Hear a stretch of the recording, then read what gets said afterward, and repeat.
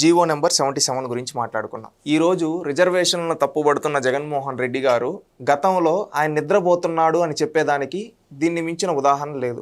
ఆయన ముఖ్యమంత్రిగా ఆయన నాయకత్వంలో ఆ రోజున్న పరిస్థితులకు అనుగుణంగా జీవో నెంబర్ 77 2 ఆగస్టు 2023వ తేదీన ఇవ్వడం జరిగింది. 2 ఆగస్టు 23 ఎవరు ఈ రాష్ట్రానికి ముఖ్యమంత్రి?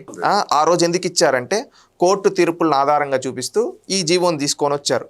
ఇప్పుడు 2025 డిఎస్సిలో అదే జీవో ప్రకారంగానే రిజర్వేషన్స్ అనేది వర్తింపజేశారు. నార్మల్గా అదే ప్రొసీజర్ ప్రకారంగా అంటే ఈరోజు వ్యక్తులుగా మనం ఈరోజు ఉండొచ్చుపోవచ్చు, కానీ ప్రభుత్వాలు చేసిన శాసనాలు అనేది అట్లే ఉంటాయనే దానికి ఇది ఒక ఉదాహరణ. అప్పుడున్న కోర్టు తీర్పుల ఆధారంగా జీవో నెంబర్ 77, ఎందుకంటే సుప్రీంకోర్టు గైడ్ లైన్స్ మళ్ళీ అదేవిధంగా అన్ని తీసుకొని రేపు కోర్టుల్లో ఇలాంటి ఇష్యూస్ ఏమైనా కేసులు వెళ్తే కాంపిటేటివ్ ఎగ్జామ్స్ అప్పుడు తీసుకొని రాకపోవడానికి అందుకని ఆ రోజు ఉన్నప్పుడు జీవో నెంబర్ 77 అనేది వచ్చింది. వస్తే ఈ జగన్మోహన్ రెడ్డి ఈరోజు కూర్చొని ఆ రిజర్వేషన్ పైన ఈ విధంగా చెప్తున్నాడు. జగన్మోహన్ రెడ్డికి బుర్ర లేదనుకోవచ్చు, జగన్మోహన్ రెడ్డి చుట్టూ ఉండే వ్యక్తులకు కూడా బుర్ర లేకుండా ఎట్లా పడితే అట్లా మాట్లాడుతున్నారు ఆ రిజర్వేషన్ గురించి. అంటే బుర్ర ఉంటే జగన్ రెడ్డి పక్కన ఉంటారు వాళ్ళు. అది కూడా మీరు అన్నట్టు నిజమే కదండి.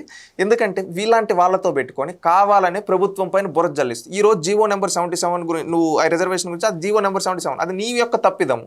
దానికి నువ్వు క్షమాపణ చెప్పాలి. ఒకవేళ నిజంగా దాంట్లో తప్పిదాలు ఉంటే రాష్ట్ర ప్రజలకు క్షమాపణ చెప్పాలి. అదేంటంటే సుప్రీంకోర్టు గైడ్ లైన్స్ ప్రకారం ఉన్నది. ఈ రోజున్న ప్రభుత్వం కూడా దాన్ని కంటిన్యూ చేస్తూ ఇంప్లిమెంట్ చేస్తూ ఉంది రిజర్వేషన్ పద్ధతి అనేది.